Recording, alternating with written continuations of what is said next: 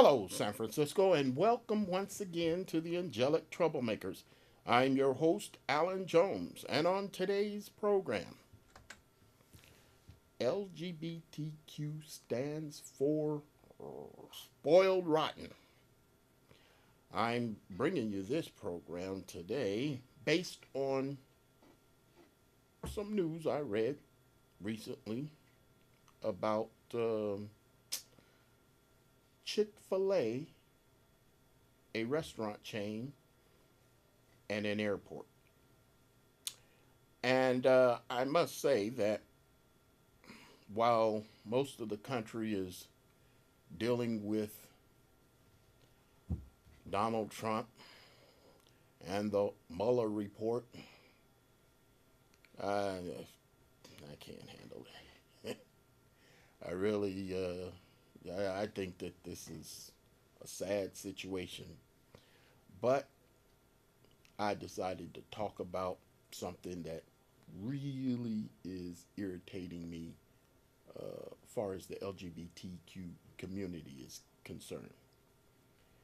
And of course, it also involves the fact that San Francisco Board of Supervisors voted unanimously, all 11, to erect a sign at the San Francisco International Airport in honor of former supervisor, the late Harvey Milk. And they are spending $6 million to do this.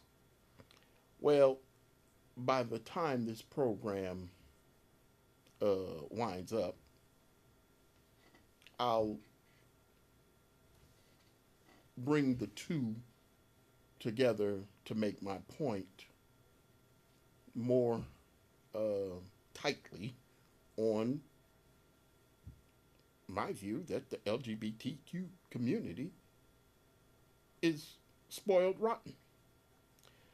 Now, first I must go to my uh, page here where it says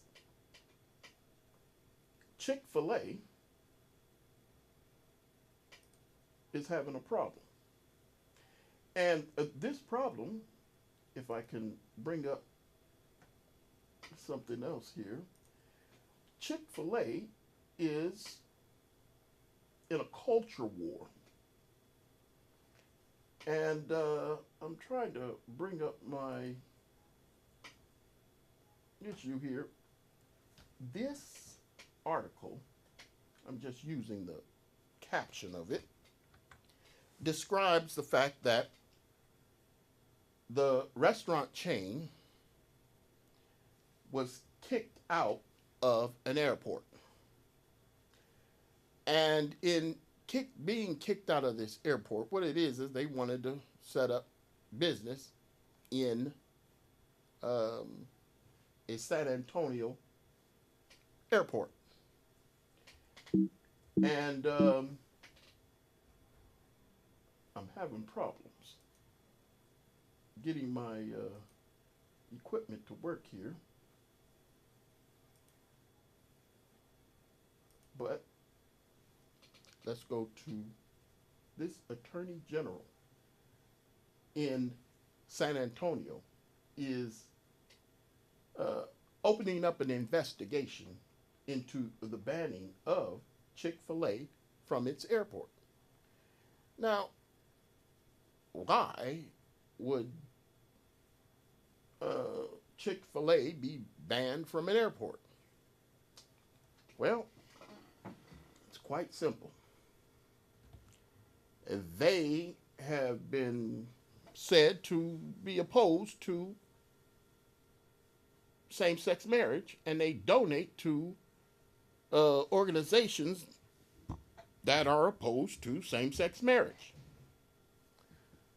Now, if I can get into a little trouble myself, I do not support same sex marriage. I'm a homosexual. And the fact that I do not support it, hey, it's just we all have differing opinions. Now, I know some couples, same sex couples, who've been together for quite some time. I mean 30, 40, and 50 years. Lovely couple. Never even, you know, went down the road of getting married and stuff like that. It was before their time. And they're just perfect two people together. Now, I understand that when you love somebody, hey, it's a natural thing to want to make it official, put on the ring. I get all of that. But when it comes to the LGBTQ community, their main thing is equality. And they're pushing equality in a way. And as they're pushing this equality in a way, they're pushing so far and they're getting help from those who support them. So much help that I say they're being spoiled rotten.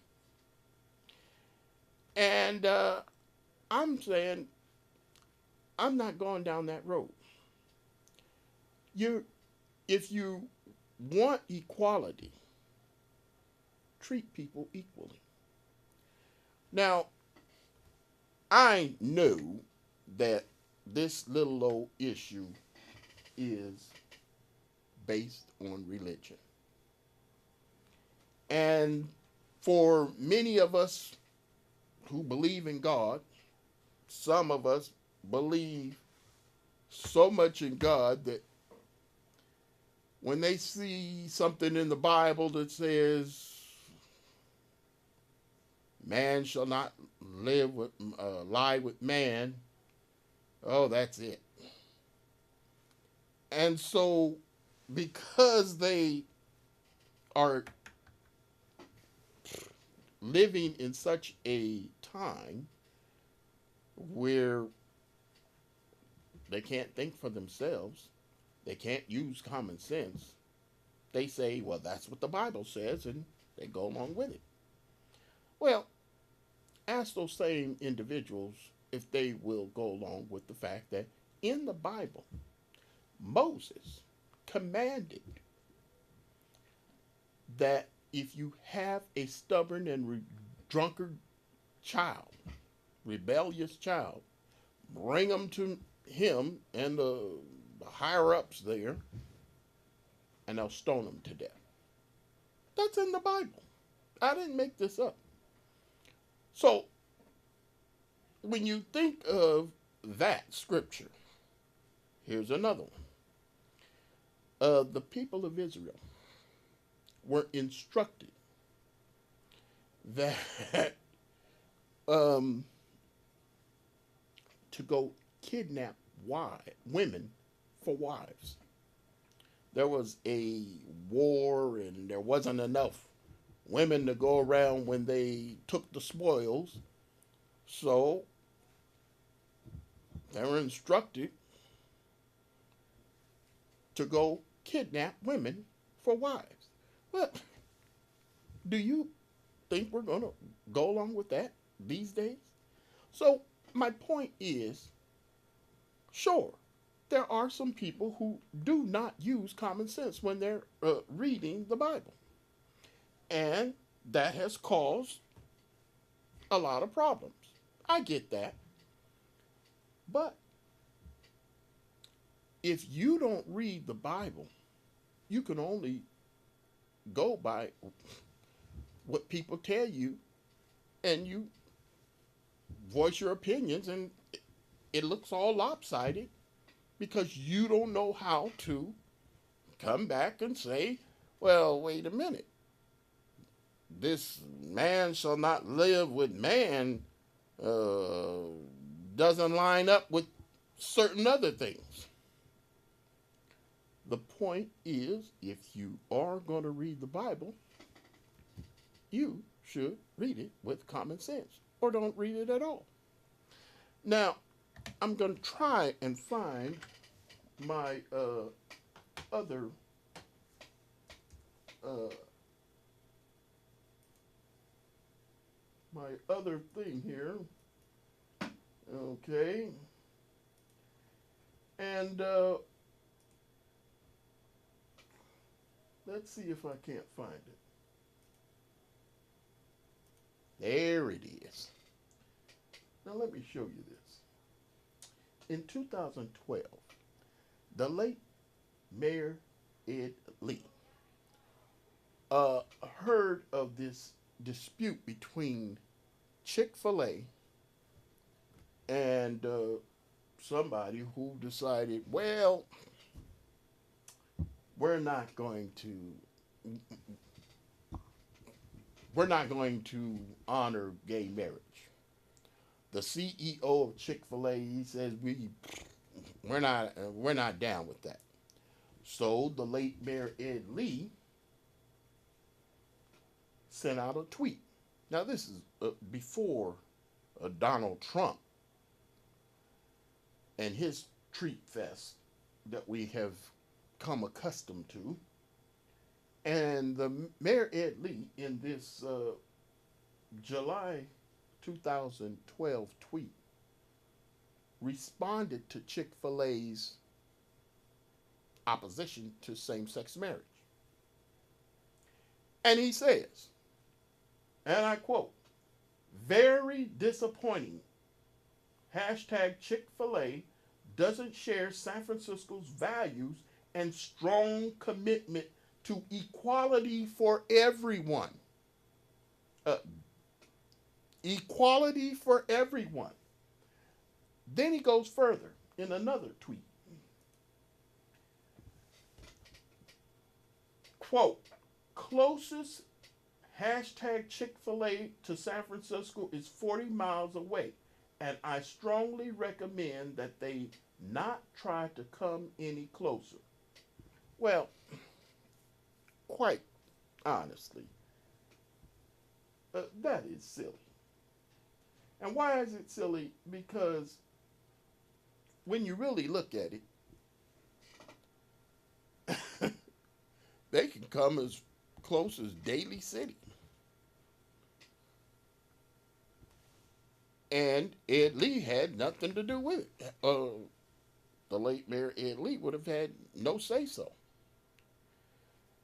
But why in the world would San Francisco policies be so discriminatory? Let me put it to you this way. To boycott a business is constitutional. To discriminate against a business is unconstitutional. So when I say that Chick-fil-A, why can't I get my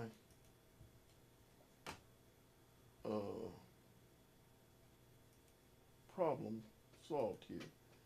I need to reevaluate how I fool around with my equipment here, because it's not working. But the fact of the matter is why in the world is this all? How is this part of equality? You say you can't come here, but then again you turn around and say you're all for equality. Now, if Chick-fil-A was to come here and people wanted to boycott the business because of their business beliefs, that's fine and dandy. But I'm saying that that's not the way it works in San Francisco. Now let me tell you where I say San Francisco, well, the LGBTQ community is spoiled rotten. there was a situation in April of 2013. The San Francisco Human Rights Commission, which was formed in 1964 expressly to fight against discrimination against blacks at the time. 50 years later, in 2013, 14, it was being run by a white transgender by the name of Teresa Sparks. This transgender, who is supposed to be the director of the Human Rights Commission and fighting discrimination against all, not just blacks, but all in San Francisco, was sued. She was sued by a black staffer. And the black staffer proved that she discriminated against him strictly because he was a black male heterosexual. The city settled the suit for $210,000. What happened to the director? Nothing. Now, if you have an organization that was first formed to fight against discrimination against black people in San Francisco, and then years later it's run by a white transgender, and then this white transgender decides to discriminate, that alone is foul. So why then would you settle the suit, San Francisco, for $210,000 and retain this person for 3 years afterwards? The person's retired now. But the fact of the matter is that's not right. Where's the equality in that?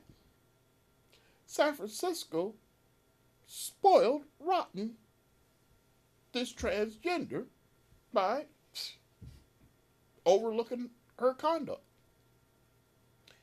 Here's another story, and I've said this story before, but it's applicable.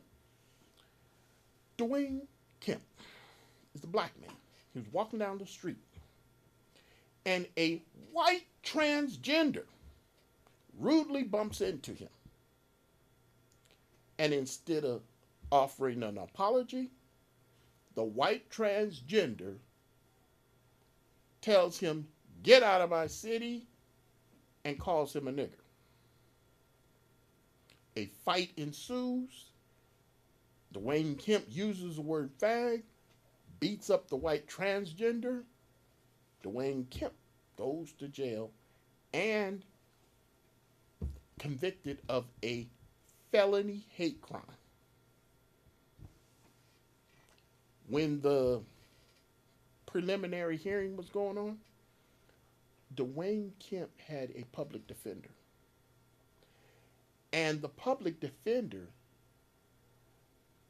called the white transgender, whose name was Samantha Halsey, a he.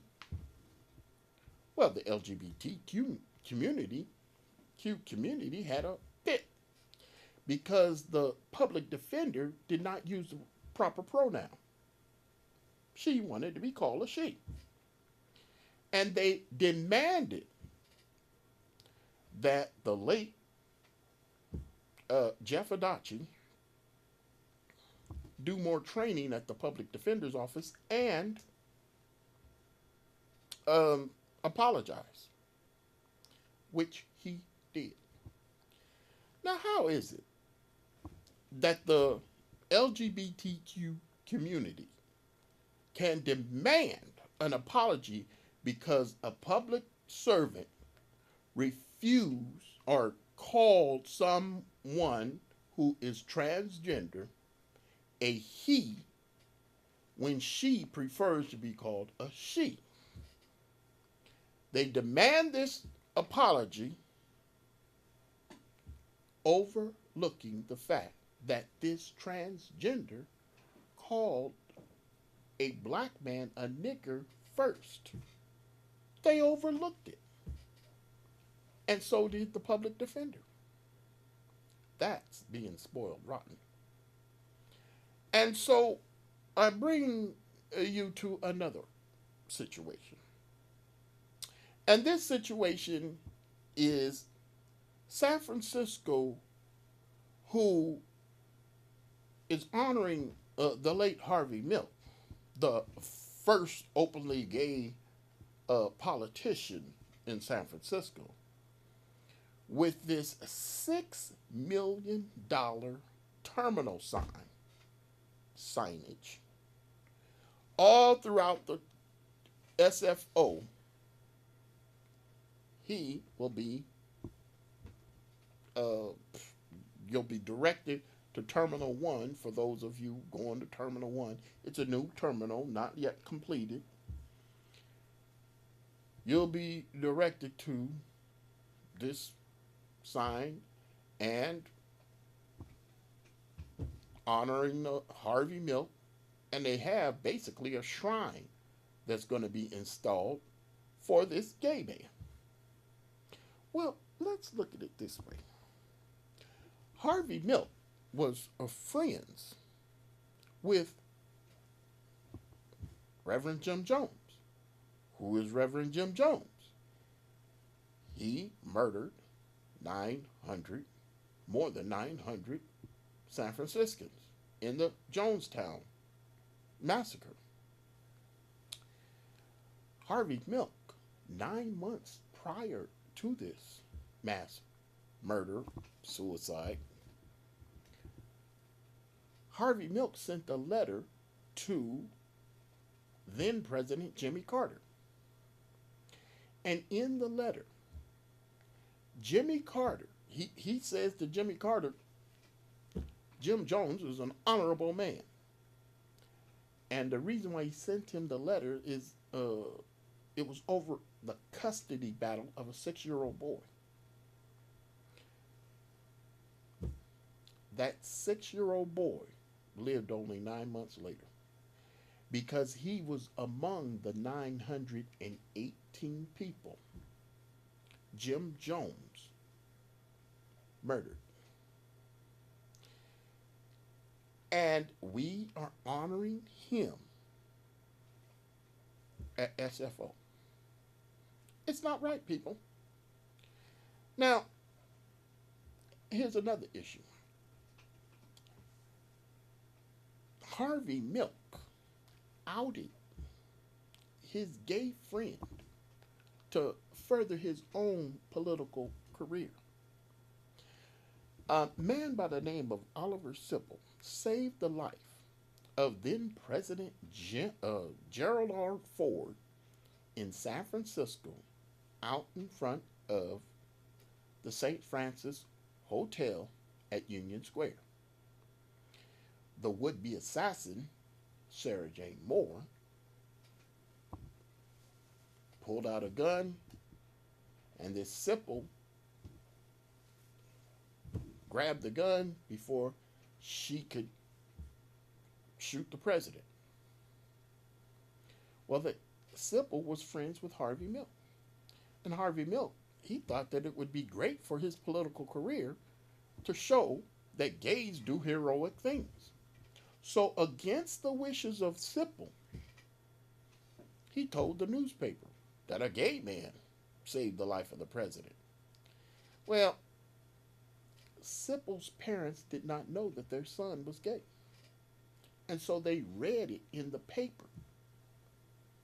And they didn't talk to him for years because they couldn't handle it. They were Baptist, staunch Baptist Christians, and they were just beside themselves. And so even though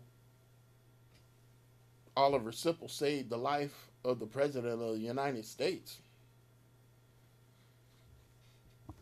they couldn't handle the fact that they learned in the paper that their son was gay. Now, I don't get that, but that was the situation. Simple didn't, he loved his parents and he didn't want to hurt them by telling him that he was gay. I get that. Why not respect his privacy? Nope. So, we're honoring a man who outed a friend for political gain. He defended a cult leader who murdered a 6-year-old, and Harvey Milk would not have been elected to the San Francisco Board of Supervisors if it wasn't for that same cult leader, the Reverend Jim Jones. He is credited with getting Harvey Milk elected because his followers did a massive campaign for Harvey Milk.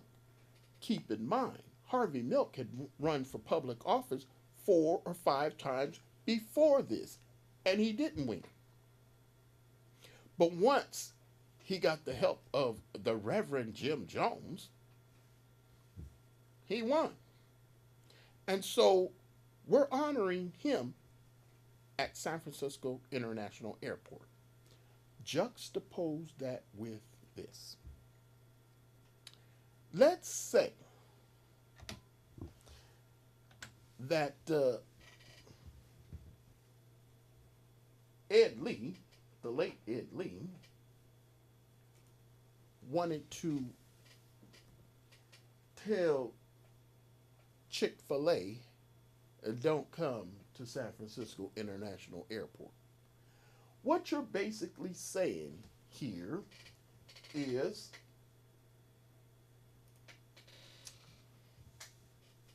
you can be friends with a mass murderer and we'll overlook that if you're LGBTQ. But if somebody is friends with Jesus, we can't overlook that because they have twisted views on what is right in the sight of God. We can't forgive that. We can forgive that you have befriended a mass murderer. This person helped you get elected. This person outed a buddy and basically defended you in a custody battle of a kid that you later killed. We can overlook all of that. But if you are a business and you are against gay marriage, oh, we can't look beyond that. We don't want you around. Now, if that's not spoiled rotten, what is? I am appalled by the hypocrisy of not only the LGBTQ community, but in San Francisco. That is the standard that San Franciscans have set.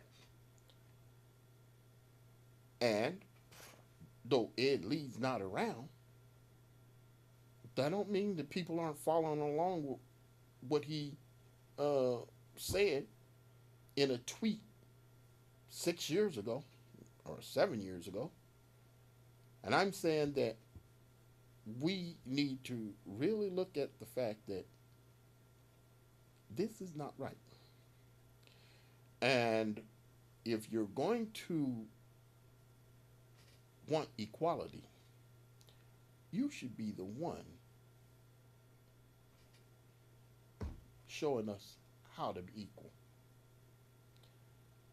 And I'm telling you, this is tough. We can't have this.